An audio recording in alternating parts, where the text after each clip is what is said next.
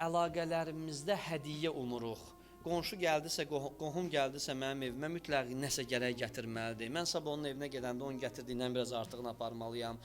Biz bir-birimizi borclu çıxartmağa çalışmamalıyıq əlaqələr quranda. Əvvəllər yadıma gəlir Novruz bayramlarında gəlib yedirdilər. Bir dənə adi portağal götürüb gəlirdilər, bir alma götürüb gəlirdilər, bir limon götürüb gəlirdilər. Yəni rahat idi insanlar bir-birinin evinə getməyə. Çox da umacaq yox idi, gözləntilər o qədər yox idi, əlinə baxan yox idi insanın bu mənə nə gətirib, nə gətirməyib.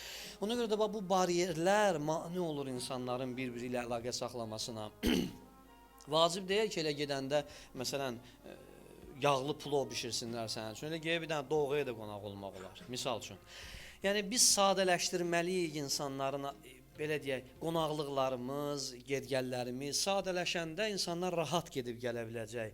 Zamanə çətindir, dolanışıq çətindir, bir balaca maddi məsələlər, problemlər çoxalıb. Bunun üfüqündə biz biraz da ged-gəliş xərclərimizi artırırıq deyə bəzən qohum-əqrəba arasındakı əlaqələr zəifləyir.